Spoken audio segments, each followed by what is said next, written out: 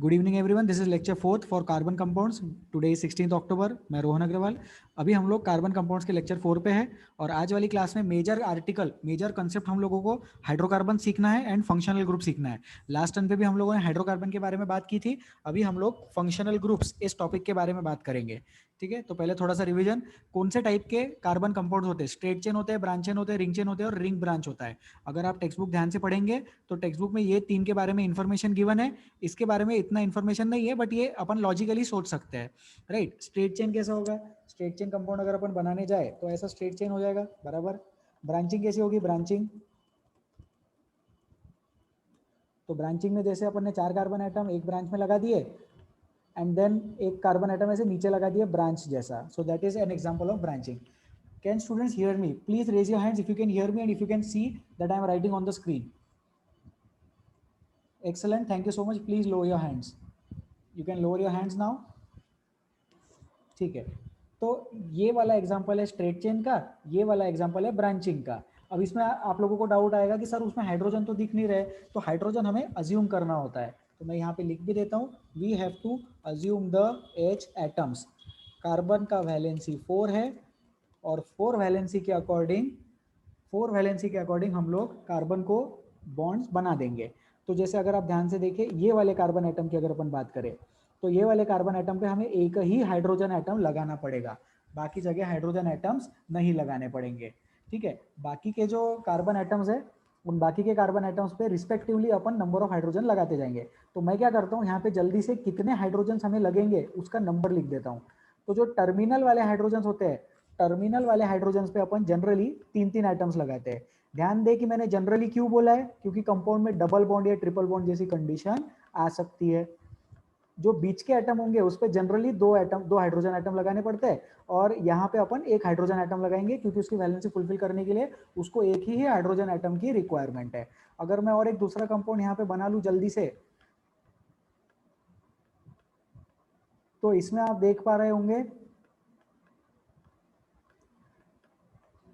कि जो blue colour से सर्कल किया हुआ कार्बन एटम है उसके चारों बॉन्ड्स कार्बन ने फुलफिल कर दिए। ब्लू कलर वाले एटम के चारों बॉन्ड्स कार्बन ने फुलफिल कर दिए हैं, तो उसके ऊपर अपन हाइड्रोजन एटम्स नहीं लगाएंगे। इधर वाले कार्बन पे 3 हाइड्रोजन एटम्स लगाएंगे, इधर वाले कार्बन पे अपन तीन हाइड्रोजन एटम्स लगाएंगे। जो टर्मिनल वाले उन पे अपन हमेशा 3 एटम्स लगाते जाएंगे। इधर भी 3 एटम लगा देंगे, इधर भी 3 एटम लगा देंगे अपन, इधर एक एटम लगाएंगे और इधर 2 हाइड्रोजन एटम अपने को इंट्रोड्यूस करना पड़ेगा। तो ये हो गई कार्बन की वैलेंसी फुलफिल करने की बात। We have fulfilled the valency of carbon atom by using hydrogen atoms. We assume the hydrogen atoms. ये स्ट्रक्चर गलत नहीं है, इसमें ये मत बोलना कि सर वो कार्बन का वैलेंसी फुलफिल नहीं हुआ है, हाइड्रोजन अज्यूम करना होता है।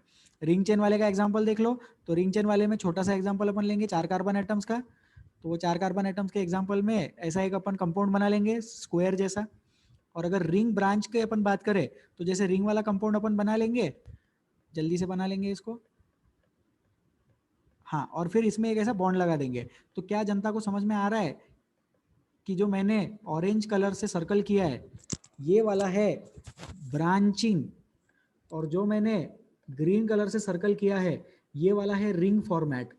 So green coloured is the ring, है ना, और जो ग्रीन कलर्ड रिंग है और जो ऑरेंज कलर्ड है that is the branching part. ठीक है, so this is about ring branch. Okay, we will move to the next slide now. तो हाइड्रोकार्बन्स में 3 टाइप के हाइड्रोकार्बन होते हैं, अल्केन, अल्कीन और अल्काइन। ठीक है, तो ये अपन ने अल्केन का मॉलिक्यूलर फॉर्मूला देखा था। अल्केन का जनरलाइज मॉलिक्यूलर फॉर्मूला क्या है? CnH2n है। अल्कीन का जनरल मॉलिक्यूलर फॉर्मूला क्या है? CnH2n है। अल्केन का CnH2n+2 है, अल्कीन का CnH2n है और अल्काइन का CnH2n-2 है। ठीक है, लेकिन ये कब है? इसके साथ एक कंडीशंस है, यहाँ पे हमें कंडीशंस देखनी पड़ेगी कि अल्कीन में हम अज्यूम करते हैं ओनली 1 डबल बॉन्ड। ठीक है, only 1 double bond is present, और यहाँ पे भी हम अज्यूम करते हैं ओनली 1 ट्रिपल बॉन्ड। ठीक है, तो उसको अल्काइन का मतलब है, अल्काइन में ध्यान से देखें ये जो वर्ड दिख रहा है आगे, अल्काइन में हमें क्या वर्ड दिख रहा है? YNE दिख रहा है, और अल्कीन में हमें क्या वर्ड दिख रहा है? ENE दिख रहा है। तो ENE का मतलब सिर्फ एक ही डबल बॉन्ड है, YNE का मतलब एक ही ट्रिपल बॉन्ड है। तो उतने उतने हाइड्रोजन एटम्स रिमूव करते जाना। ठीक है, तो for each extra bond, for each extra bond remove 2 hydrogen atoms. ठीक है, तो हर एक्स्ट्रा बॉन्ड के साथ में अपन 2 हाइड्रोजन एटम्स रिमूव करते जाएंगे। ये कंसेप्ट अपन याद रखेंगे। तो अगर मैं आपसे पूछूं कि एक नया कंपाउंड बनाया अपन ने जिसको अपन ने बोलते हैं अल्काडाइईन, तो अल्काडाइईन एक नया कैटेगरी हो गया हाइड्रोकार्बन्स का। उसमें सोचे क्या हो रहा है। अल्काडाइईन का मतलब है, अल्क तो है कार्बन एटम्स, अल्का मतलब कार्बन एटम्स, डाइईन में जो डाई लिखा है, इस डाई का मतलब है कि there are 2 double bonds present in this compound. एक डबल बॉन्ड नहीं है, इसमें 2 डबल बॉन्ड्स प्रेजेंट है इस वाले कंपाउंड में, ऐसा इसका मतलब होता है। तो इसका जनरलाइज्ड मॉलिक्यूलर फॉर्मूला क्या हो जाएगा? इसका जनरलाइज्ड मॉलिक्यूलर फॉर्मूला हो जाएगा CnH2n-2। तो अगर हम 2 डबल बॉन्ड बनाना चाहते हैं कंपाउंड में, तो उसका जनरल मॉलिक्यूलर फॉर्मूला हो जाएगा CnH2n-2। उसका एक एग्जांपल भी अपन यहाँ पे बोर्ड पे बना देते हैं। तो देखो कि कंपाउंड में 2 बार डबल बॉन्ड्स अपने को दिखाई दे रहे हैं। Double bonds are placed at 2 positions in this compound. Okay, तो प्लीज इसको लिख लो। पहले तो अल्केन अल्किन अल्काइन लिख लेना, फिर ये जो स्टार मार्क किया हुआ पॉइंट है ये लिख लेना, और उसके बाद में ये जो राइट साइड में इंफॉर्मेशन गिवन है ये लिख लेना। ठीक है,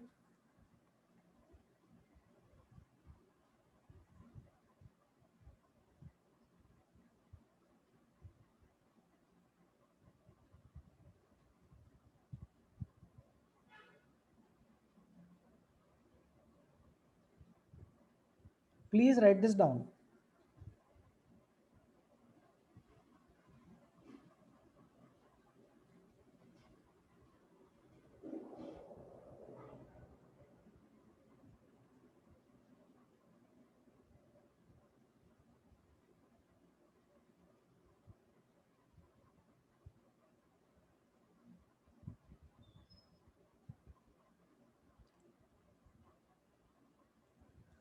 ठीक है, अपन अभी आगे बढ़ते हैं। तो अभी मैं आप लोगों को एक क्वेश्चन देता हूं, इसी कंसेप्ट पे बेस्ड एक क्वेश्चन है। Try to write the general molecular formula. I am writing the question on the board also. Okay, try to write, ये ट्राई टू वगैरह जाने दो, write the general molecular formula for 3 triple bonds in a hydrocarbon. Question समझा सबको?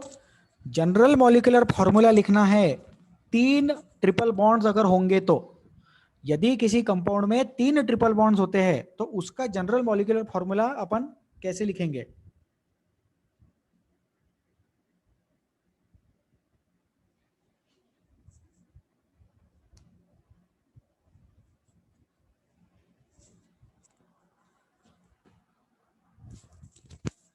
ठीक है, please try this question, please write the theory given in the screen, given on the screen, and then please try to solve this question.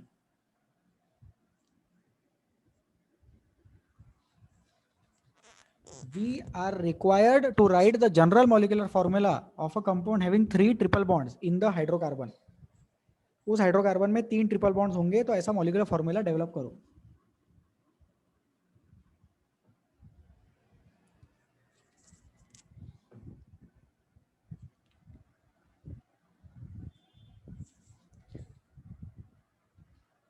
चलो answer लिखे क्या अपन? Let us try to write the answer. तो carbon तो अपन CN ही लिखते हैं, बराबर। कार्बन क्या लिखेंगे अपन? CN ही लिखते हैं, है ना। अभी देखो H, अल्काइन में क्या था? अल्काइन में 2n-2 था, है ना। अल्काइन में 2n-2 था, तो उसमें से और अपन ने एक ट्रिपल बॉन्ड माइनस कर दिया, तो क्या वो 2n-2 -4 हो गया?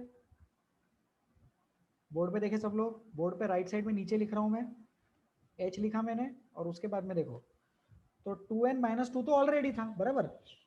अब इसमें से एक ट्रिपल बॉन्ड के लिए, मतलब 2 बॉन्ड हो गए ना, तो 2 बॉन्ड के लिए 4 हाइड्रोजन आइटम रिमूव कर दिए, और अपन ने 4 हाइड्रोजन आइटम रिमूव कर दिए क्योंकि तीसरा ट्रिपल बॉन्ड आ गया। तो ये चीज हो जाएगी 2n-10।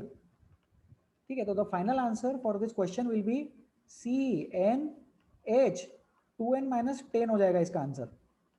इसको लिख लो, CnH2n minus 10 will be the answer. Please think about this. एक एक्स्ट्रा बॉन्ड करने के लिए 2 हाइड्रोजन एटम रिमूव किए, है ना? तो एक ट्रिपल बॉन्ड के साथ 2n minus 2 था, फिर और एक ट्रिपल बॉन्ड आएगा तो उसमें 4 एटम्स रिमूव होंगे। ट्रिपल बॉन्ड आया मतलब 2 बॉन्ड आए ना एक्स्ट्रा। ट्रिपल में एक सिग्मा बॉन्ड और एक सिंगल बॉन्ड ऑलरेडी था, single bond was already present. जो ट्रिपल में दूसरा और तीसरा बॉन्ड आया उसके 4 इलेक्ट्रॉन 4 हाइड्रोजन कम किए, फिर जो अगला और एक ट्रिपल आया उसके और 4 इलेक्ट्रॉन अपन ने कम किए, तो उसका आंसर हो जाएगा CnH2n minus 10। ठीक है, अब वो जो 3 ट्रिपल बॉन्ड वाले के लिए मिनिमम नंबर ऑफ कार्बन बहुत सारे चाहिए अपने को। सोचो अल्केन के लिए कैसा, एक ही कार्बन एटम चाहिए, अल्केन के लिए एक ही कार्बन एटम चाहिए बराबर। अल्कीन और अल्काइन के लिए 2 कार्बन एटम चाहिए, अल्कीन अल्काइन के लिए 2 कार्बन एटम चाहिए कम से कम।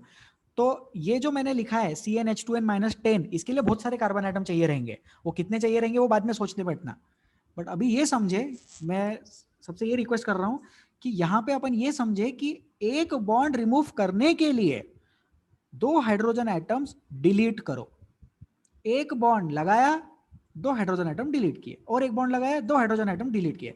तो अल्काइन में एक ट्रिपल बॉन्ड के बाद अपन ने 4 hydrogen atoms, sorry 4 extra bond लगाए, तो 4 एक्स्ट्रा बॉन्ड के लिए 8 एटम्स अपने को डिलीट करने पड़ेंगे, तो CnH2n minus 10 हो जाएगा। ओके, और उस कंपाउंड को क्या बोलेंगे? उस कंपाउंड को अपन बोलेंगे Alka ट्राइवायनी, Alka ट्राइआइन। Alka ट्राइआइन will be the name of that compound, will be the name of that homologous series. Alka triene will be the name of the homologous series. Please be informed. तो अल्काडाइन में क्या था? 2 डबल बॉन्ड प्रेजेंट थे, एक double bond already था और एक double bond अपन ने लगा दिया, और एक्स्ट्रा बॉन्ड लेके आ गए। तो एक्स्ट्रा बॉन्ड लेके आ गए तो 2 हाइड्रोजन एटम डिलीट करने पड़ेंगे। तो अल्कीन में से 2 हाइड्रोजन एटम डिलीट करेंगे तो क्या बनेगा? CnH2n minus 2 बन जाएगा।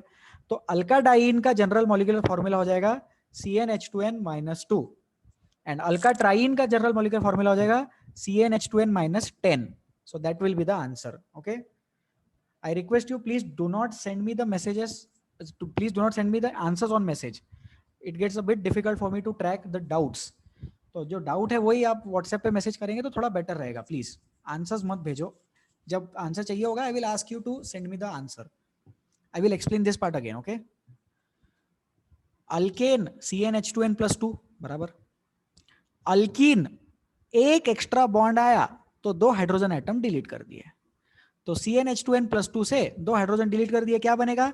CnH2n बन जाएगा। इधर देखो, अल्कीन में एक डबल बॉन्ड है तो इसलिए 2n plus 2 से 2 अपन ने डिलीट कर दिया। अल्काइन में और एक बॉन्ड आ गया, मतलब डबल के बाद और एक बॉन्ड लगाएंगे तब ट्रिपल बॉन्ड बनेगा ना, तो CnH2n minus 2 कर दिया अपन ने, तो CnH2n plus 2 CnH2n minus 2, ये तो क्लियर है सबको। अब सोचो ये जो अल्कीन है, अल्कीन में एक डबल बॉन्ड था, मैं चाहता हूं उसमें एक की जगह में 2 डबल बॉन्ड कर दूं, तो 2 डबल बॉन्ड करने पर एक बॉन्ड और ऐड कर दिया, तो और 2 हाइड्रोजन रिमूव करने पड़ेंगे। तो इससे CnH2n से अगर मैं और 2 हाइड्रोजन रिमूव करूंगा, if I remove 2 more hydrogen atoms from CnH2n, I will get CnH2n minus 2, मुझे मिलेगा CnH2n minus 2। ठीक है ये चीज। अब डिफिकल्ट वाला क्वेश्चन देखते हैं। Right the general molecular formula for 3 triple bonds in a hydrocarbon. 3 triple bond है, तो सादा वाला जो था एक ट्रिपल बॉन्ड के साथ वो क्या था? CnH2n था। अब उसमें एक और ट्रिपल बॉन्ड लगा दिया तो और 4 एटम हाइड्रोजन के डिलीट कर दिया, और एक ट्रिपल बॉन्ड लगा दिया तो और 4 एटम डिलीट कर दिया, तो CnH2n minus 10 will be the answer. इसको बोलेंगे alkatriyne. Alkatriyne will be the answer for CnH2n minus 10। This is the answer. ठीक है, so I hope this is clear to everyone. ठीक है, okay, so this is alkadiyne with 2 double bonds and CnH2n minus 10। n की value बहुत बड़ी लगेगी अपने को इसमें। सोचो 3 ट्रिपल बॉन्ड बनाने हैं तो कम से कम बहुत सारे कार्बन आइटम यूज करने पड़ेंगे, वो बाद में सोचना। ठीक है, let us move ahead. So this is about alkane, alkene and alkyne. यही होमोलॉगस सीरीज है, this part we have already discussed. तो अब देखो ये जो है ये अल्केन का होमोलॉगस सीरीज है। हेक्सेन के आगे भी कुछ कंपाउंड्स होते हैं, तो ये मैंने लास्ट टर्म पे बताए थे। हेक्स के बाद होता है हेप्ट, हेप्टेन, ऑक्टेन, नोनेन, डेकेन। ठीक है, ये इधर लिख देते हैं अपन साइड में। तो ये 10 तक आप लोगों को नाम पता होने चाहिए। मतलब 1 होता है मिथ, 2 होता है ईथ, 3 होता है प्रॉप, 4 मतलब ब्यूट, 5 मतलब पेंट, 6 मतलब हेक्स, 7 मतलब हेप्ट, 8 मतलब ऑक्ट, 9 मतलब नोन, और डेक मतलब 10। ठीक है, सो that is the condition. 10 carbon atoms तक अपने को लर्न होने चाहिए। फिर ये इसको फिल कर देना, बाद में ट्राई कर लेंगे इसको। तो वैसे ही अल्कीन्स का होता है। अब अल्कीन्स में डबल बॉन्ड आता जाएगा, तो ये देखो, ये जितने भी कंपाउंड दिख रहे हैं अपने को यहाँ पे, इनमें सब में कितने, इनमें सब में एक एक ही डबल बॉन्ड है ना। अपन ने स्टडी कर लिया 2 डबल बॉन्ड के साथ में भी, उसको बोलते हैं अल्का डाइइन। डाई मतलब 2, इन मतलब डबल बॉन्ड। अल्का डाइइन भी अपन ने स्टडी कर लिया, लेकिन अपन अभी अल्कीन पे ही देखते हैं। तो इसका जनरल मॉलिक्यूलर फॉर्मूला क्या बन जाएगा? इसका जनरल मॉलिक्यूलर फॉर्मूला बन जाएगा CnH2n। कोई भी कंपाउंड उठा के देख लो, नंबर ऑफ हाइड्रोजन आइटम्स किसमें, उसमें number of hydrogen items double है। दिख रहा है, डबल है। ठीक है, तो अगर मैं पूछूं 10 कार्बन वाला अल्कीन क्या होगा, तो आप बता पाओगे 10 कार्बन वाला अल्कीन होगा C10H20। The alkyne with 10 carbon atoms will be C10H20। ठीक है, फिर एक क्वेश्चन लिखते हैं बोर्ड पे, ब्लू कलर में क्वेश्चन लिखा जा रहा है, सब लोग इसको ट्राई करेंगे।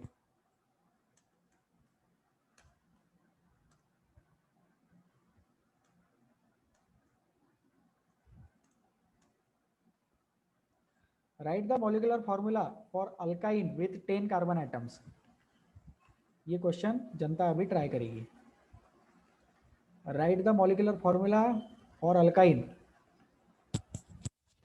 अल्काइन में 10 कार्बन एटम्स के साथ एक मॉलिक्यूलर फॉर्मूला बनाए, और उसका नाम भी सोचो क्या होगा।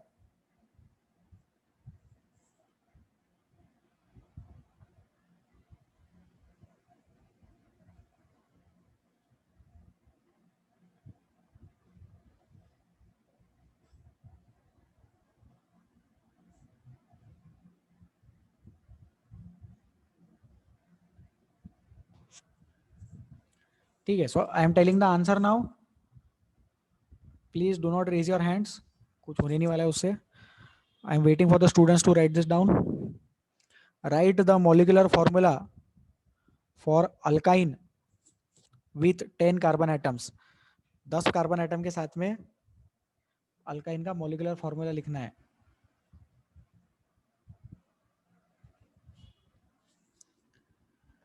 ठीक है, सो द आंसर इज C10। और H का कितना लिखेंगे अपन? H लिखेंगे 2n-2, तो 2 10 20, 20 - 2 विल बी 18। ठीक है, और इसका नाम क्या हो जाएगा? The name of this compound will be decyne. Decyne, yne मतलब ट्रिपल बॉन्ड, डेक मतलब 10 कार्बन एटम्स, और आइन मतलब ट्रिपल बॉन्ड, डेक आइन। ठीक है, so this is the answer. हो जाएगा ये? क्लियर है सबको? ठीक है, इसको एक बार और एक्सप्लेन करते हैं। अल्काइन लिखना है 10 कार्बन एटम्स के साथ। 10 मतलब कार्बन की वैल्यू 10 हो गई। और अल्काइन के लिए क्या सिखाया था? 2n - 2 सिखाया था, तो C10H18, ये हो गया decyne. Okay, so I will delete this. Next next question लिख रहा हूं मैं, प्लीज ट्राई करें इसको, सोचे इस पे थोड़ा। Right the molecular formula of a compound having 2 double bonds and 5 carbon atoms. 5 carbon atom वाला कंपाउंड लिखना है अपने को। 5 कार्बन एटम होने चाहिए उसमें, और 2 डबल बॉन्ड होने चाहिए उसमें। सोचो इस पे थोड़ा। There should be 2 double bonds.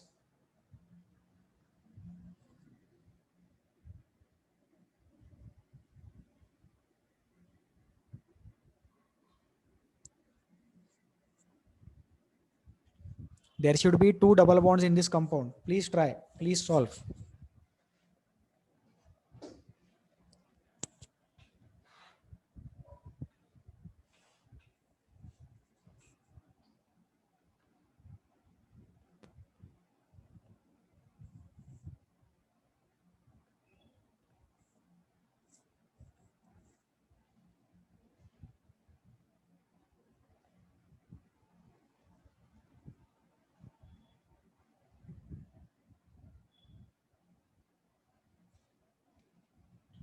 Okay, let us try this question now.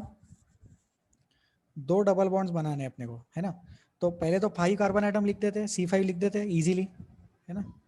C5 H भी लिख देते हैं अपन। अब सोचो एक डबल बॉन्ड अगर होता तो C5H10 लिखते, और एक डबल बॉन्ड बोल दिया उसने, तो और एक डबल बॉन्ड के लिए अपन क्या लिखेंगे, और दो हाइड्रोजन आइटम कम करेंगे, तो C5H8 will be the answer. ठीक है, तो for every extra bond remove 2 hydrogen items, for every extra bond remove 2 hydrogen items. तो शुरुआत कहां से की हमने, शुरुआत की CnH2n से। ये स्टार्टिंग वाली चीज याद है, मैंने बताया था सैचुरेटेड, अनसैचुरेटेड, सुपर सैचुरेटेड, है ना। दो टाइप के हाइड्रोकार्बन होते हैं, सैचुरेटेड, अनसैचुरेटेड। तो हमेशा सैचुरेटेड वाले से सोचे। क्या ये सैचुरेटेड वाला है CnH2n+2? यस, ये जो CnH2n+2 है सैचुरेटेड वाला, इस सैचुरेटेड वाले कंपाउंड से सोचे। एक डबल बॉन्ड आया तो CnH2n बन गया, दो डबल बॉन्ड आएंगे तो CnH2n-2 हो जाएगा, तो C5H8 अपन ने आंसर लिख दिया। So the answer for this question, which is mentioned below, is C5H8. Answer is C5H8. Okay, so I believe ये चीज क्लियर हो गई है सबको।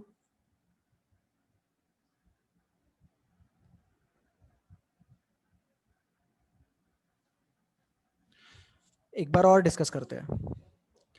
5 कार्बन एटम है, शुरुआत किससे, शुरुआत करनी है हाइड्रोकार्बन से, शुरुआत करनी है अल्केन से, शुरुआत करनी है CnH2n+2 से।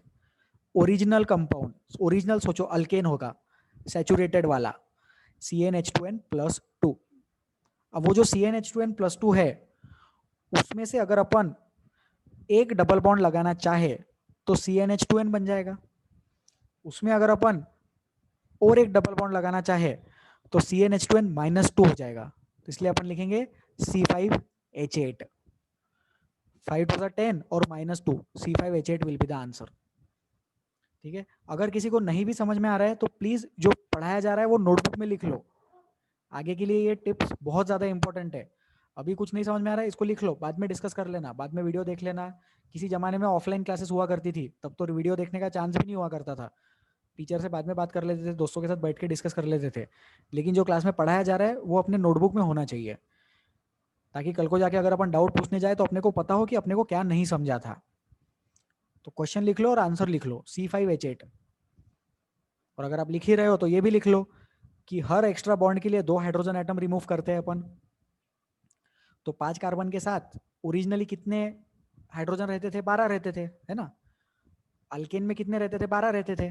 तो 12 में से एक डबल बॉन्ड के लिए 10 हो गए, और अगले डबल बॉन्ड के लिए 8 हो गए, 10 - 2 8। आई होप अभी और क्लियर हो गया होगा लोगों को। ठीक है, आगे बढ़े। मैं चाहता हूं कि इस पे अपन और एक क्वेश्चन प्रैक्टिस करें। तो क्वेश्चन लिखा जा रहा है नीचे, ऊपर लिख देते क्वेश्चन, प्लीज ध्यान से देखना क्वेश्चन को।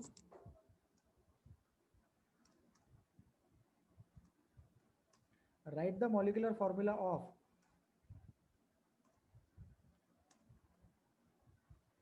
containing of a compound containing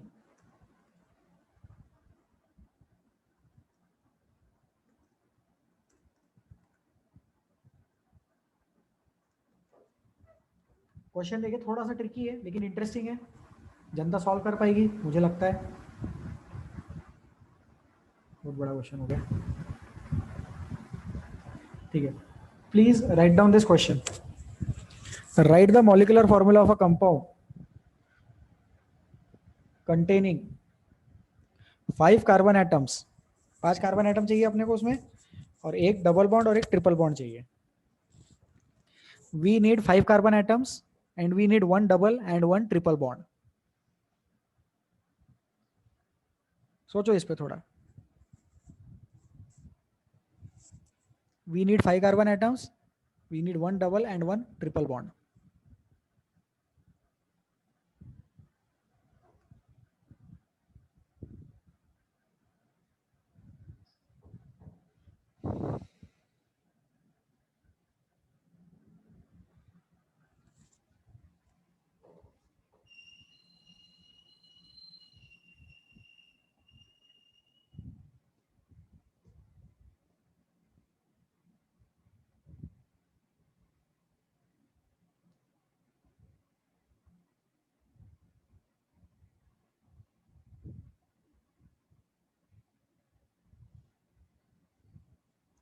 चलो लेट अस सॉल्व दिस।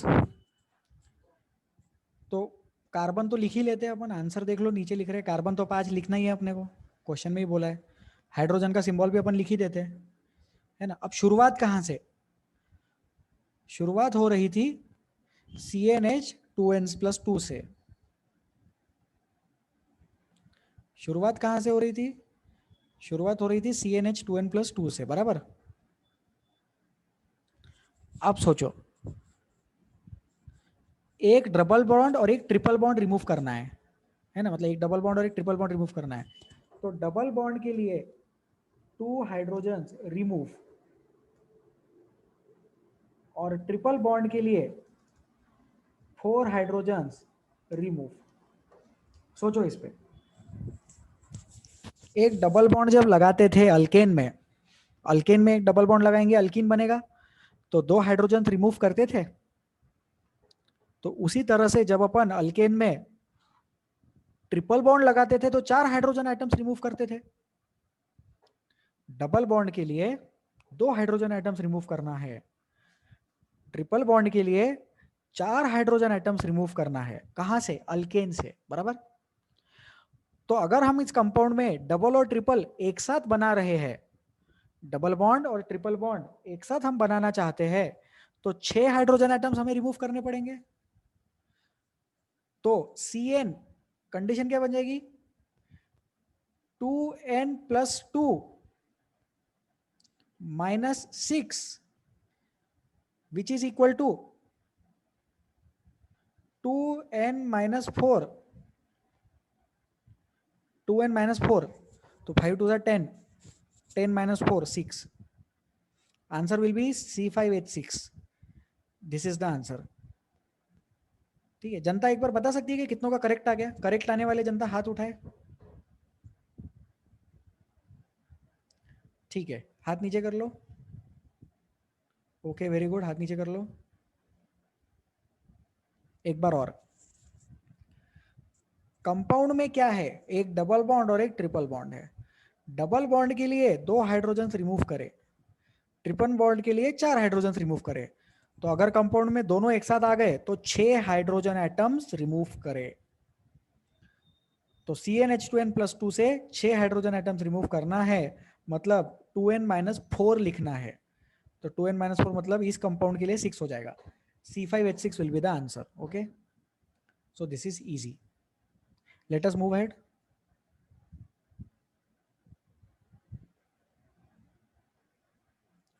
अब हम लोग फंक्शनल ग्रुप के बारे में बात करते हैं। ठीक है, तो now I want to talk about functional group. बहुत ही इंपॉर्टेंट कंसेप्ट है, ध्यान से देखेंगे सब लोग। ये जो RFG लिखा है ना बोर्ड पे, देखो इधर RFG लिखा हुआ है, ये एक जनरल रिप्रेजेंटेशन है ऑर्गेनिक मॉलिक्यूल का, पूरे के पूरे ऑर्गेनिक कंपाउंड का एक रिप्रेजेंटेशन है।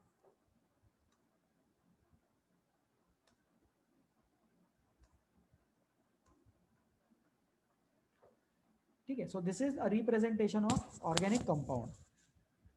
R है अल्काइल ग्रुप एंड FG है फंक्शनल ग्रुप। तो दो टाइप की चीजें होती है यहाँ पे, R होता है एक अलग चीज और FG होता है अलग चीज। ठीक है, तो जो R होता है वो क्या होता है, कार्बन चेन होता है। जो कंपाउंड में कार्बन चेन है उसको बोलते हैं R, और जो कंपाउंड में फंक्शनल ग्रुप है उसको बोलते हैं FG। जो कार्बन चेन होता है उसको बोलते हैं alkyl group. Carbon chain is also called as the alkyl group. ये वर्ड अपन याद रखें, carbon chain is called as alkyl group. क्या बोलते हैं कार्बन चेन को, अल्काइल ग्रुप बोलते हैं। और FG क्या है, फंक्शनल ग्रुप है। तो किसी भी ऑर्गेनिक कंपाउंड को इस फॉर्मेट में अपन रिप्रेजेंट कर सकते हैं। कार्बन चेन रहेगा R और FG रहेगा फंक्शनल ग्रुप। अभी जो R है ये नोटेशन है, अल्काइल ग्रुप को हमेशा से R लिखते हैं। ऐसा नहीं कि मेरा नाम रोहन है इसलिए मेरे को R अच्छा लगता है इसलिए RFG लिख दिया अपन ने। हमेशा हर बुक्स में R is the alkyl chain which is the carbon chain, FG stand for the functional group. ठीक है, फिर इसमें जो R है वो क्या रिप्रेजेंट करता है, R रिप्रेजेंट्स फिजिकल प्रॉपर्टीज। दो टाइप की प्रॉपर्टीज होती है, physical properties and chemical properties. तो R represents the physical properties in a compound. तो FG क्या रिप्रेजेंट करेगा, obviously FG will represent the chemical properties. Please wait.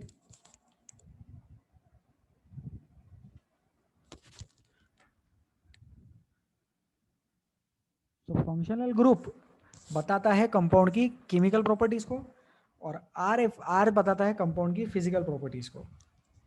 So you want to remember this point. ये learn करने का है, इसको remember करें. डेफिनेशन भी देखो, that part of the molecule which provides chemical properties to the molecule. जो molecule को केमिकल प्रॉपर्टीज देता है वो पार्ट को फंक्शनल ग्रुप बोलते हैं.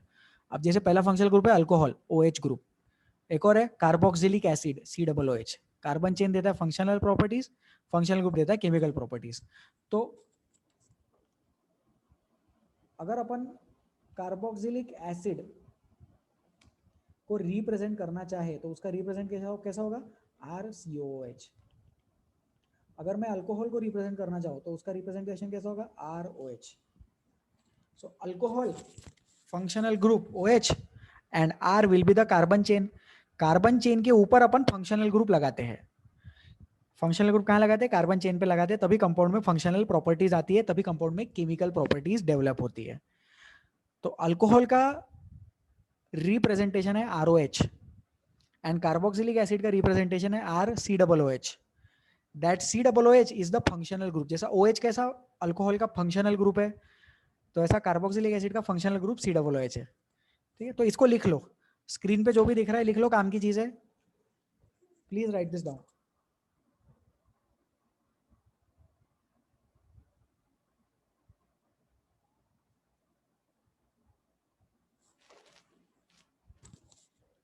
Please write this down. Functional group क्या करता है, केमिकल प्रॉपर्टी देता है. एग्जांपल फंक्शनल ग्रुप के बताया है वहां पे. फंक्शनल ग्रुप अगर केमिकल प्रॉपर्टी देता है तो फिजिकल प्रॉपर्टी कौन देता है, कार्बन चेन देता है. और कार्बन चेन को बोलते हैं अल्काइल ग्रुप, R से रिप्रेजेंट करते हैं. और मैंने यहाँ पे नीचे 2 एग्जांपल भी दे दिए.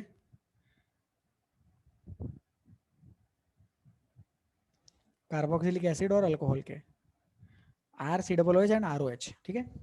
सो this is about the functional groups. Please write this down.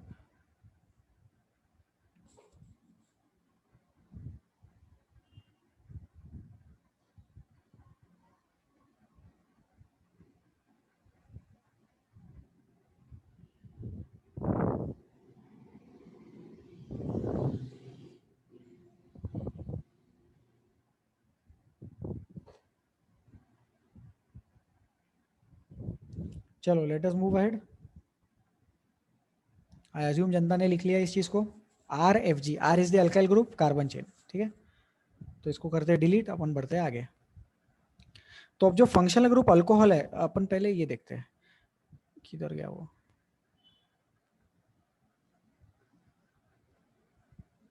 Hold on. Okay, अरे यार चलो कोई बात नहीं. देखो अल्कोहल फंक्शनल ग्रुप का भी एक ऐसा होमोलोगस सीरीज है. ठीक है, टेक्स्ट बुक में है वो, मैंने लिया था, पता नहीं दिख नहीं रहा है, शायद नहीं लिया है. अल्कोहल फंक्शनल ग्रुप का होमोलोगस सीरीज है, तो उसको ऐसे ROH लिखते हैं. ठीक है, तो उसका जनरलाइज मॉलिक्यूलर फॉर्मूला क्या आता है, CnH2n+1OH ऐसा लिखते हैं उसको. ठीक है, अच्छा नहीं दिख रहा है.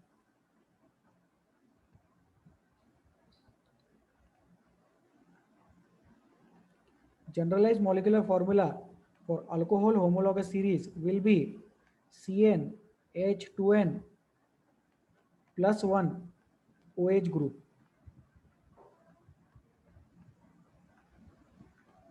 ठीक है, इसको लिख लो. जैसे कोई भी फंक्शनल ग्रुप अपने को लगाना है तो क्या करते हैं अपन, एक हाइड्रोजन आइटम रिमूव करते हैं और वहां पे फंक्शनल ग्रुप लगाते हैं. तो जैसे OH लगाना है, ROH लिखना है, तो अल्केन में से क्या किया, एक हाइड्रोजन रिमूव कर दिया और उसकी जगह पे OH लगाया. अब जैसे OH को लगाना है तो कहीं तो लगाएंगे ना, पड़ेगा ना उसको. तो वहां से क्या करते हैं, हाइड्रोजन को रिमूव करके वहां पे फंक्शनल ग्रुप लगाते हैं.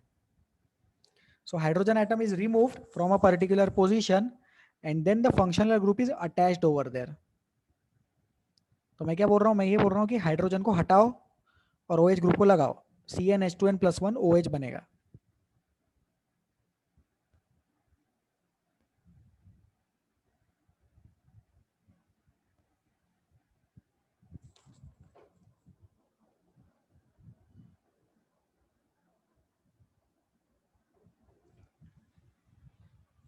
ठीक है, तो इसका homologous series state board text book में गिवन है, तो वो आप लोग उसमें से पढ़ लेना।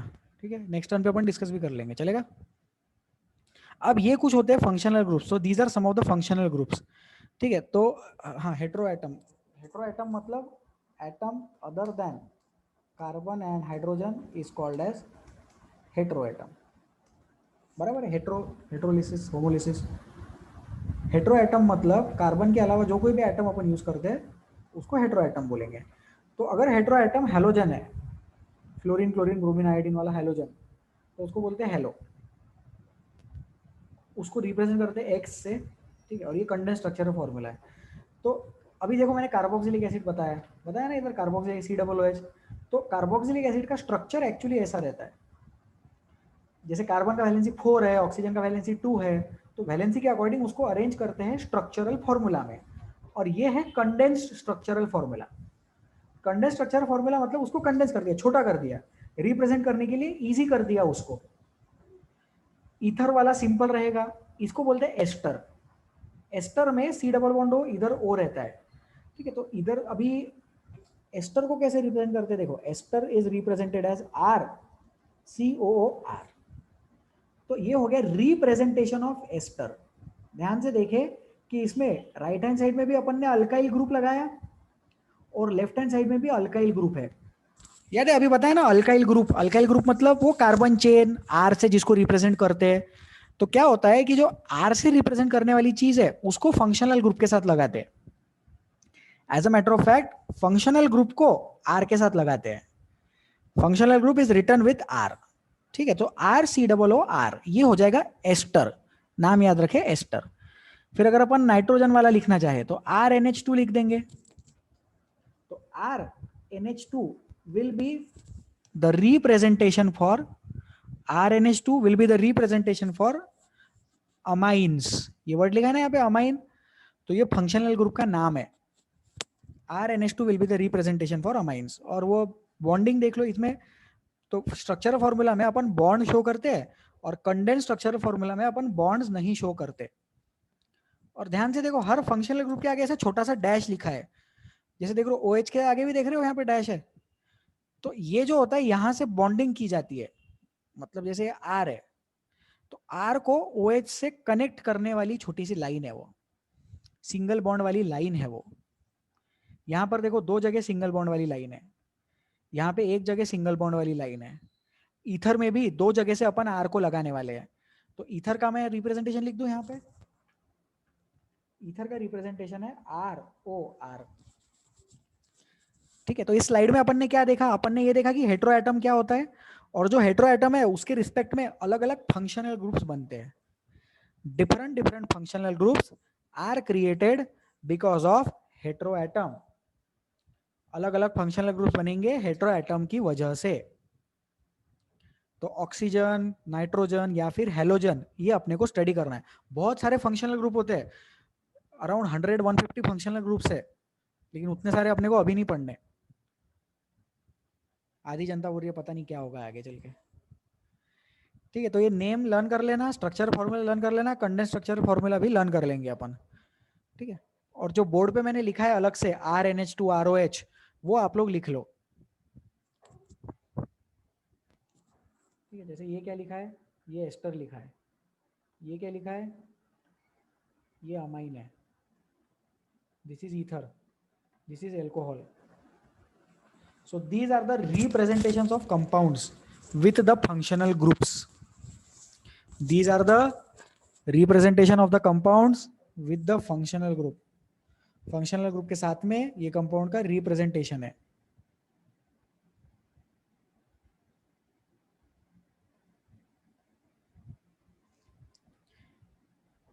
ठीक है, these are the representations. Functional group में अदर एटम आता है, उस अदर एटम को बोलते हैं हेट्रो एटम। हेट्रो एटम आता है अदर एटम, और वो जो हेट्रो एटम है वो अगर हेलोजन रहा तो फंक्शनल ग्रुप को बोलते हैं हेलो। ये क्रोमो नहीं है, क्लोरो होना चाहिए वहां पे, क्लोरो ब्रोमो आयोडो, क्लोरीन होता है ना chlorine, so this is not chromo, this should be chloro, chloro bromo iodo. ठीक है, फिर अल्कोहल के लिए ROH लिखते हैं, एल्डिहाइड के लिए RC double, okay aldehyde is RCHO, aldehyde का कंपाउंड का रिप्रेजेंटेशन हो जाएगा RCHO। तो जो भी फंक्शनल ग्रुप है उसके आगे R लगाते जाना, जहां पे भी छोटा सा डैश दिख रहा है उसके आगे R अपन लगाते जाएंगे और मॉलिक्यूल बनाते जाएंगे, ठीक है। तो लिख लो इसको, I am waiting for students to write this down, please write this down, थोड़ा जल्दी करें।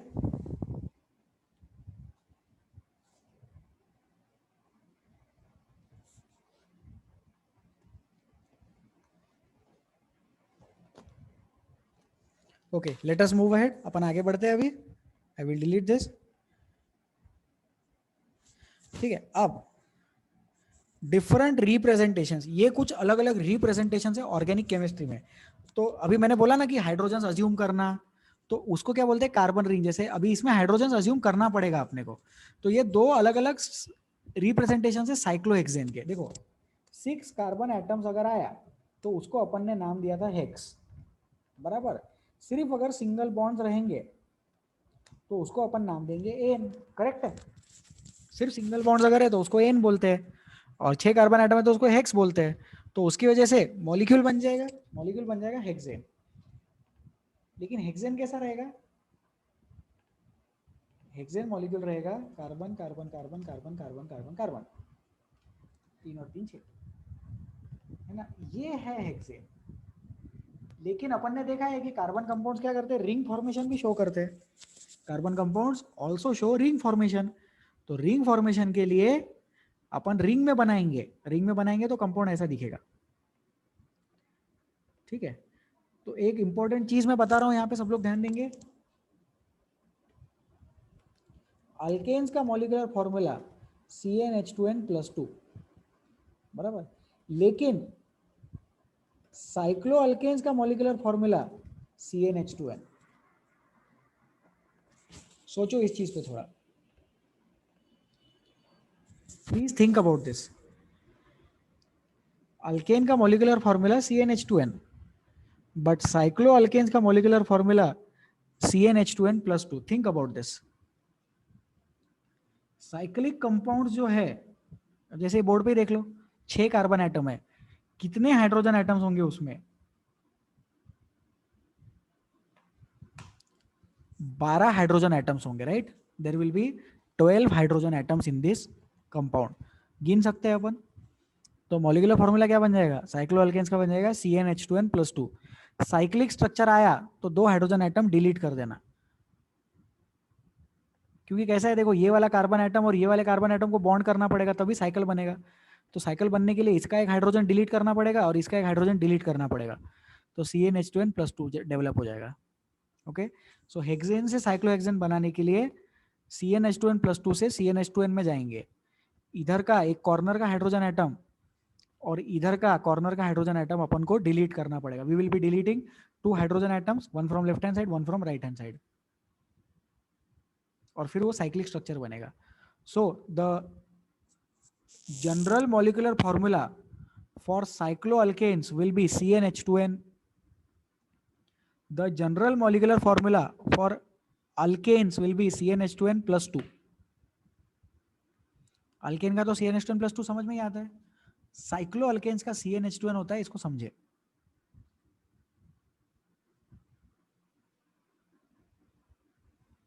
ठीक है, और जो साइक्लिक स्ट्रक्चर है उसमें कोई कॉर्नर के एटम्स नहीं होंगे, रिंग है ना, वो साइकिल है। जैसे इसमें अपन बोलते हैं ना, ये पहला कार्बन एटम, ये छठवां कार्बन एटम, ऐसा बोल सकते हैं अपन, दिख रहा है ना कहाँ से शुरू हो रही है चेन, कहाँ पे खत्म हो रही है। लेकिन रिंग वाली चेन पूरी की पूरी गोल रहती है, कहीं से स्टार्ट नहीं होता, कहीं से खत्म नहीं होता। It is a ring compound, लिखा भी है यहाँ पे रिंग स्ट्रक्चर। ओके, ठीक है, गुड।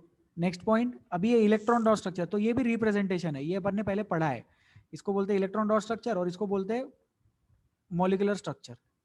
इसको सिर्फ मॉलिक्यूलर स्ट्रक्चर अपन बोल सकते हैं।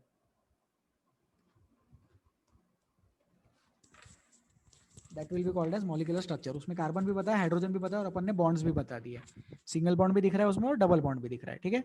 सो these are the different representations which we use in organic chemistry. तो ये लिख लो, अल्केन से CnH2n+2 एंड साइक्लो अल्केन से CnH2n। साइक्लो अल्केन होता है CnH2n और अल्केन्स होता है CnH2n+2. Okay, moving ahead, let's move ahead.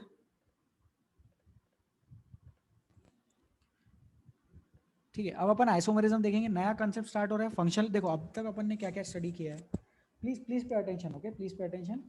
अब तक हम लोगों ने हाइड्रोकार्बन स्टडी कर लिए. उसके बाद हाइड्रोकार्बन के बाद अपन ने होमोलॉगस सीरीज स्टडी किया. उसके बाद अपन ने फंक्शनल ग्रुप स्टडी किया.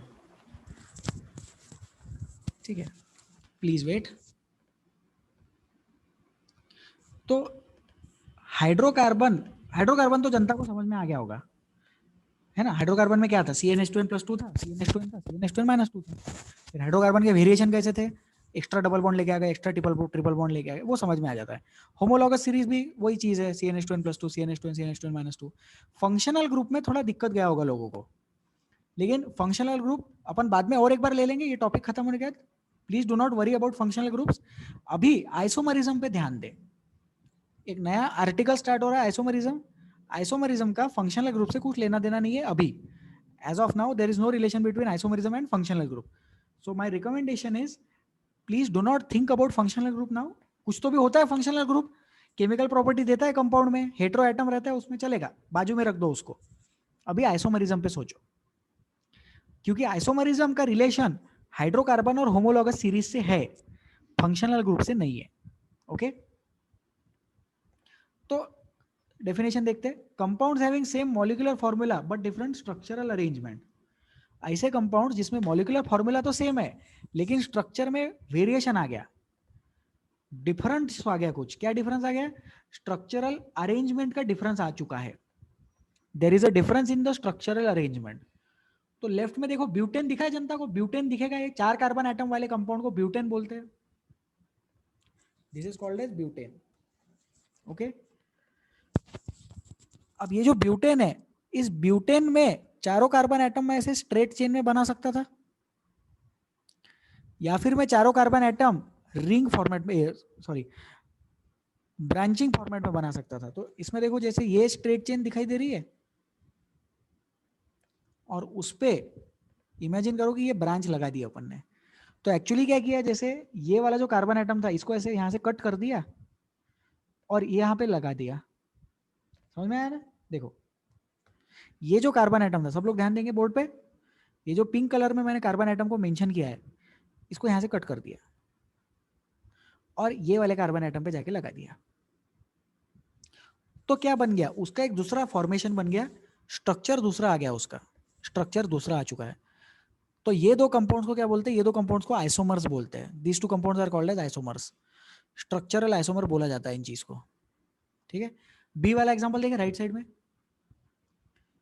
ये वाली जो कार्बन एटम है, ये जो कार्बन एटम दिख रहा है 3 हाइड्रोजन के साथ CH3, देखो इसको क्या किया अपन ने, इसको कट करके इधर नीचे लगा दिया. और उसको नीचे लगाने की वजह से ये जो हाइड्रोजन था, ये हाइड्रोजन ये इधर चला गया कॉर्नर में. मतलब दोनों की प्लेसेस एक्सचेंज हो गई. दोनों की प्लेसेस एक्सचेंज होने की वजह से क्या हो गया, ये जो पहले स्ट्रेट चेन कंपाउंड था, अब ये कंपाउंड कैसा बन चुका है, ये कंपाउंड ब्रांचिंग वाला बन चुका है. ठीक है, तो आइसोमरिज्म में, स्ट्रक्चरल आइसोमरिज्म में अपन क्या समझते हैं, अपन समझते हैं कि straight chain compound and branching अगर हो जाए तो उसको बोलेंगे isomerism. Straight chain compound and branching के लिए आइसोमरिज्म बोलते हैं.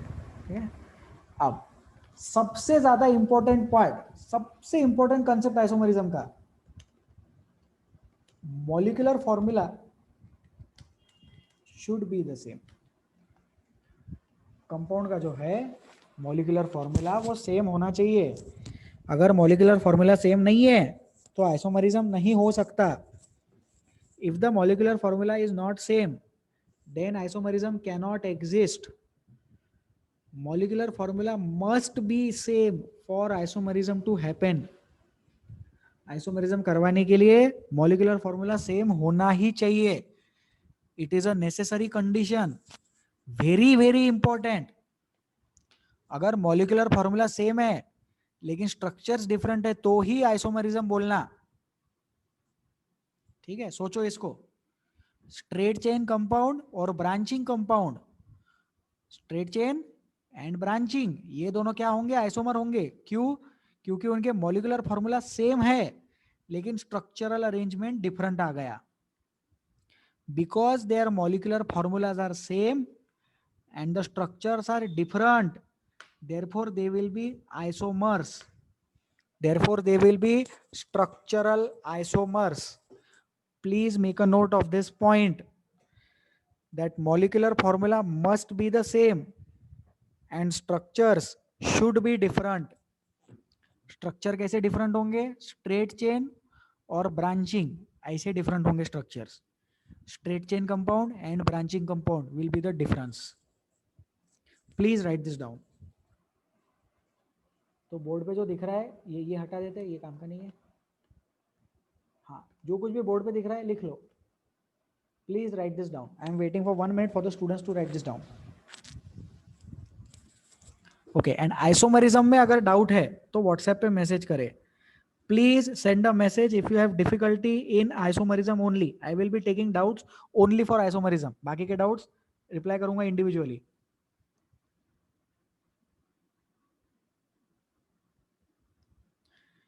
Ask your difficulties if they are related to isomerism.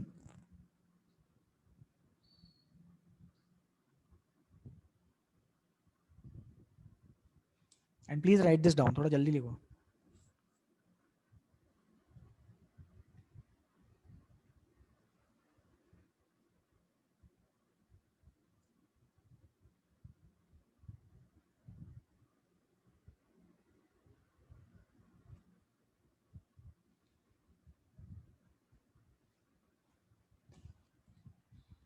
ठीक है, अब एक क्वेश्चन डिस्कस करते हैं अपन। बोर्ड पे मैं क्वेश्चन लिख रहा हूँ, किसी का डाउट है उसी के रिगार्डिंग मैंने क्वेश्चन डेवलप किया। साइक्लोपेंटेन एंड पेंटेन आइसोमर्स होंगे क्या, सोचो इस पे। साइक्लोपेंटेन एंड पेंटेन आइसोमर्स होंगे क्या, इस पे थोड़ा सोचे।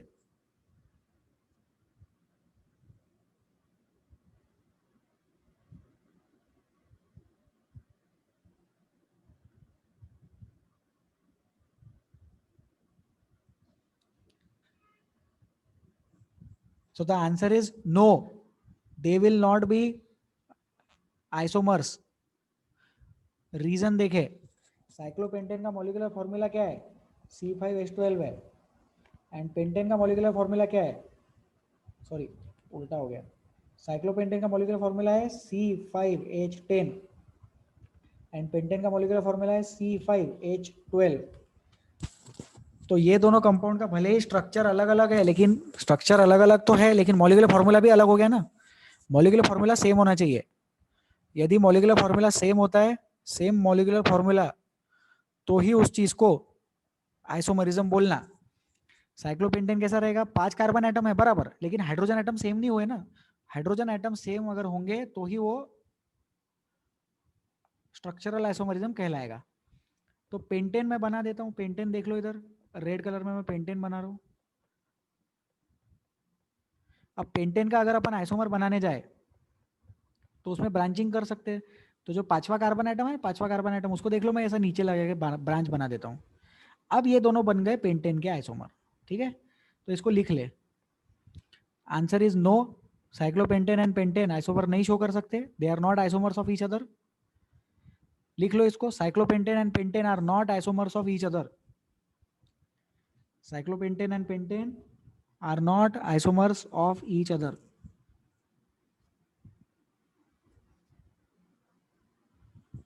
रीजन लिख लेना, क्योंकि मॉलिक्यूलर फॉर्मूला उनका सेम नहीं है। Reason is because their molecular formula is not the same.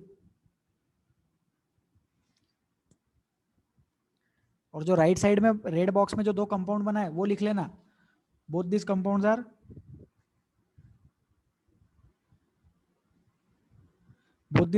Are isomers of pentane.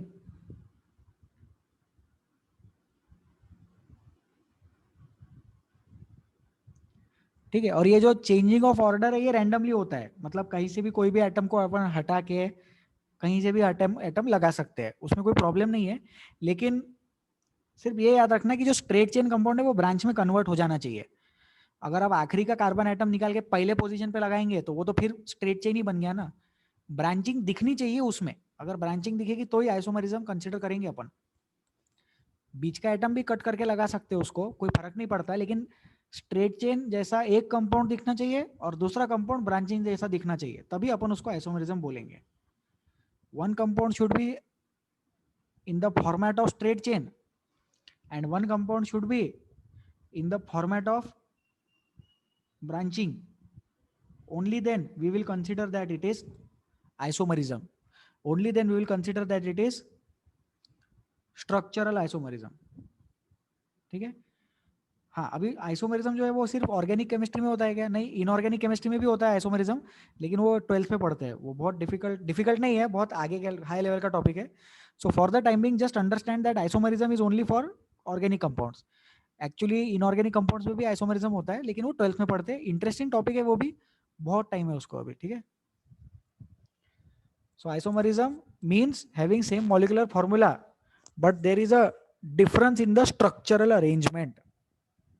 Structural arrangement में अगर डिफरेंस होता है तो ही अपन उसको आइसोमेरिज्म बोलते हैं। Molecular formula must be same. ठीक है। So I will delete this, let us move ahead.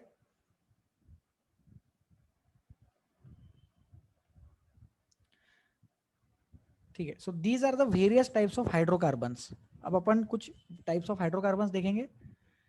तो स्ट्रक्चर आइसोमरिज्म के बाद में हाइड्रोकार्बन्स देखना है अपने को। तो जो स्ट्रेट चेन हाइड्रोकार्बन्स है, तो देखो सैचुरेटेड वाले स्ट्रेट चेन दिख रहा है और ये ब्रांच वाले। अब सोचो ये जो दो कंपाउंड्स लिखे हैं, ये दो कंपाउंड्स एक दूसरे का आइसोमर है क्या? नहीं, क्योंकि ये नीचे देखो इसमें 4 कार्बन एटम है और इसमें 3 कार्बन एटम है, बराबर। लेकिन ये वाला जो कंपाउंड है इसका आइसोमर बनाते हैं अपन, इसका अपन स्ट्रेट चेन आइसोमर बनाएंगे। तो वो कैसा दिखेगा स्ट्रेट चेन आइसोमर इसका? बोर्ड पे बना रहा हूं मैं, देखो ध्यान से। 4 कार्बन एटम स्ट्रेट लाइन में और हाइड्रोजन लगाते जाना। हाइड्रोजन तो लगा ही सकते हैं, है ना। तो हाइड्रोजन आप खुद से लगा लेंगे। तो ये वाला कंपाउंड और ये वाला कंपाउंड क्या हो गए? आइसोमर हो गए। क्यों आइसोमर हो गए? क्योंकि एक कंपाउंड है ब्रांचिंग वाला, ब्रांच चेन, और एक कंपाउंड कैसा है? Straight chain. तो ये अपन ने स्ट्रेट चेन का एग्जांपल बना दिया। तो स्ट्रेट चेन का एक एग्जांपल तो टेबल में प्रोपेन दिख ही रहा है अपने को, बराबर। वैसे ही और एक एग्जांपल अपन ने ब्यूटेन लिख दिया। तो ये है ब्यूटेन।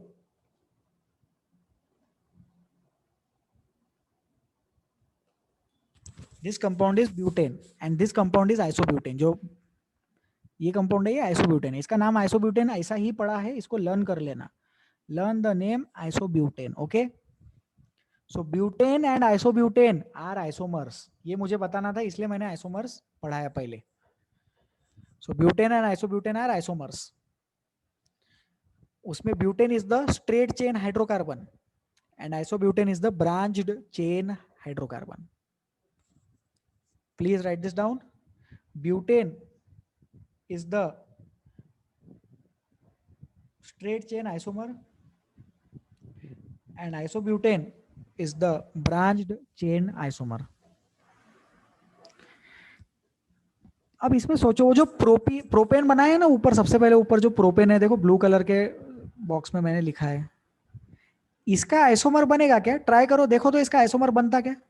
सोचो इस पे थोड़ा, इसमें ब्रांचिंग जैसी कुछ कंडीशन अपन लगा सकते क्या? कॉर्नर का कार्बन हटा के बीच में अटैच कर सकते क्या? सोचो इस पे थोड़ा।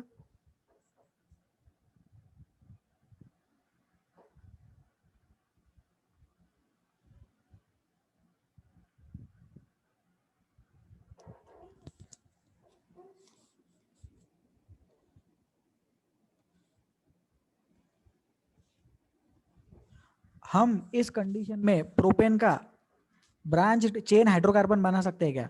सो द आंसर इज नो, नहीं बना सकते। क्योंकि देखो अगर अपन 2 कार्बन एटम लेंगे और उसमें वो राइट साइड वाला कार्बन एटम कट करके अगर अपन यहां लगा देंगे, तो एक्चुअली ये जो कंपाउंड बना, ये कंपाउंड तो फिर भी स्ट्रेट चेन ही हो गया ना। स्ट्रेट चेन ही है ना, वो ब्रांचिंग थोड़ी है। आखिरी वाले टर्मिनल पोजीशन पे, कॉर्नर पे ब्रांचिंग नहीं रह सकती, कॉर्नर पे तो वो सेम ही चीज बन गई। तो इसलिए अपन ऐसा लिख सकते हैं, propane does not show structural isomerism. इस स्टेटमेंट को लिख ले और इसका रीजन भी लिख ले। प्रोपेन जो है वो स्ट्रक्चरल आइसोमरिज्म क्यों नहीं शो कर सकता? क्योंकि उसमें कट करके लगाने के लिए जगह नहीं है। ब्यूटेन में कैसी जगह थी, एक कार्बन कट किया 3 कार्बन बचे, 3 कार्बन में बीच में लगा सकते। प्रोपेन में एक कार्बन कट किया, कहीं लगाने को जगह ही नहीं है, उसमें लगाएंगे तो वापस वो स्ट्रेट चेन ही बन चुका है। So as a matter of fact same ही कंपाउंड बन गया ना वो। तो इसलिए प्रोपेन जो है वो स्ट्रक्चरल आइसोमरिज्म शो नहीं करता। Propane does not show structural isomerism. ठीक है, butane and isobutane show structural isomerism. Okay, ठीक है। अब राइट साइड में देखो अनसैचुरेटेड हाइड्रोकार्बन्स। तो ये देखो प्रोपीन प्रोपाइन, 3 कार्बन एटम वाला अल्केन प्रोपेन, 3 कार्बन एटम वाला अल्कीन प्रोपाइन प्रोपीन, और 3 कार्बन एटम वाला alkyne propyne. Propane propene propyne, ये तीनों स्ट्रेट चेन। फिर जो ब्रांच चेन है उसमें भी डबल बॉन्ड लगा सकते हैं अपन, तो इसको बोलते हैं आइसोब्यूटिलीन, C4H8। ब्यूटेन का आइसोमर आइसोब्यूटेन और ब्यूटीन का आइसोमर आइसोब्यूटिलीन। सोचो, ब्यूटेन एंड आइसोब्यूटेन आइसोमर्स, सही बात है कि नहीं? और ब्यूटीन एंड आइसोब्यूटिलीन ये भी आइसोमर्स।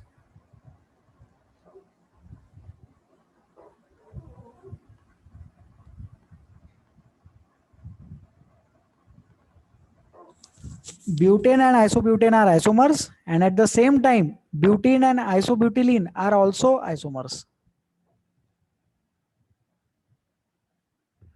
सोचो इसको, मॉलिक्यूलर फॉर्मूला सेम आएगा उसका, ब्यूटीन का भी कितना आएगा C4H8 आएगा, आइसोब्यूटिलीन का भी कितना आएगा C4H8 ही आएगा, दिख रहा है वहां पे। और कट करके लगाने वाली कंडीशन इसमें मैनेज हो रही है ना। जैसे ब्यूटीन कैसा रहेगा, देखो ब्यूटीन ऐसा रहेगा, C double bond C C C C, correct है। अब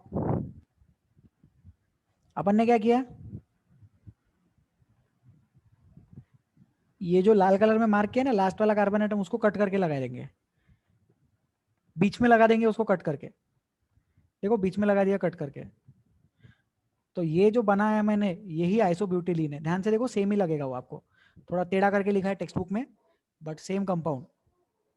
सो butene and isobutylene are isomers, butene and isobutylene are isomers, just as butane and isobutane are isomers. ठीक है, so this is about saturated and unsaturated hydrocarbons.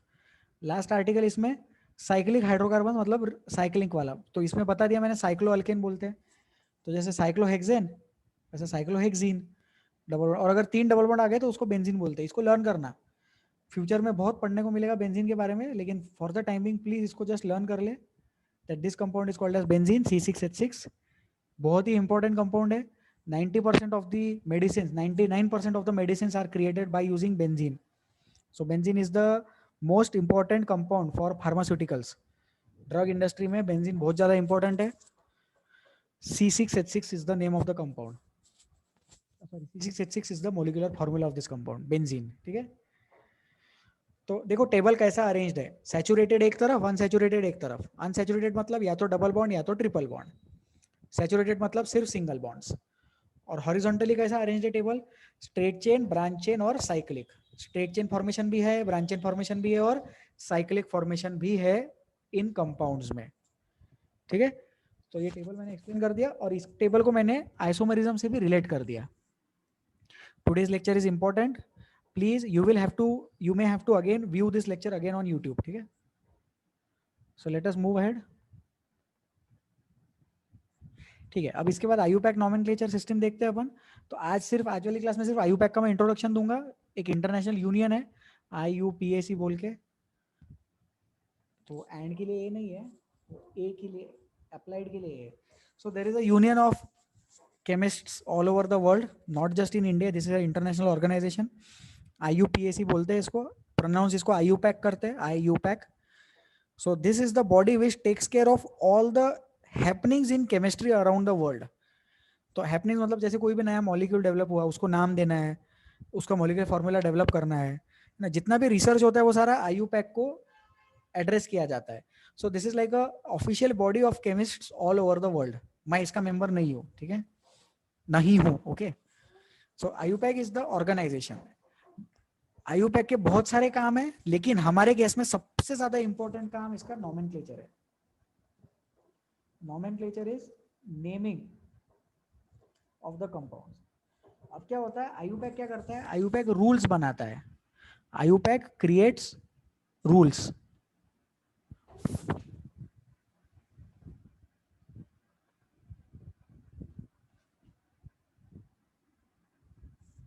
Am I audible?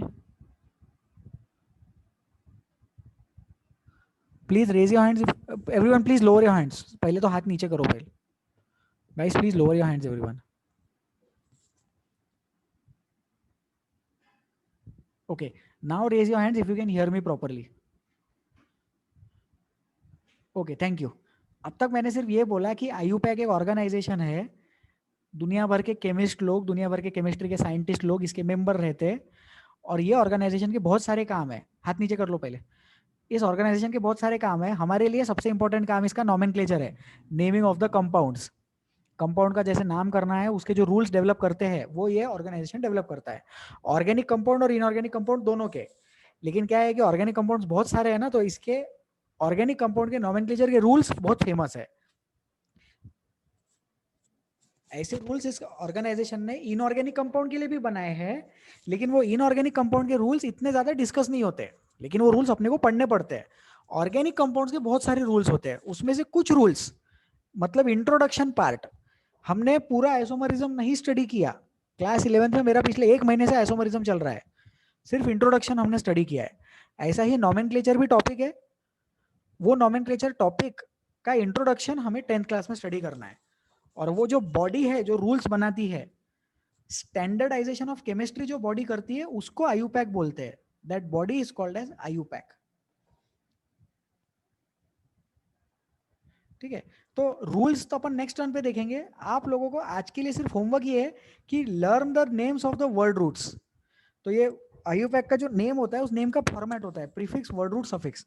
Next turn पे अपन देखेंगे ये क्या होता है. लेकिन आप सिर्फ वो जो 10 नाम मैंने बताया, meth, eth, prop, but, pent, hex, hept, oct, non, dec, ये 10 नाम आप लोग लर्न कर लेना. Please remember the 10 names, meth, eth, prop, but and that series. 10 तक आप लोगों को ये नाम याद रहने चाहिए. ठीक है, सो that is kind of a very important homework for today. Next turn पे जब भी अपन मिलेंगे, नेक्स्ट वीक मिलेंगे, तो तब ये चीज अपन कंटिन्यू करने वाले हैं.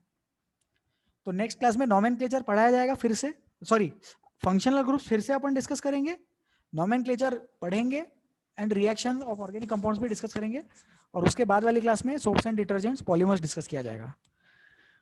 Okay, so with this I will and today's class now.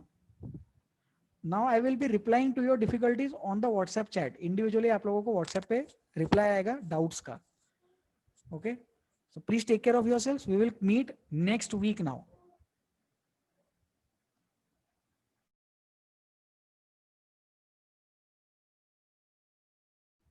I was disconnected. मैं ठीक से बाय नहीं बोल पाया सब लोगों को.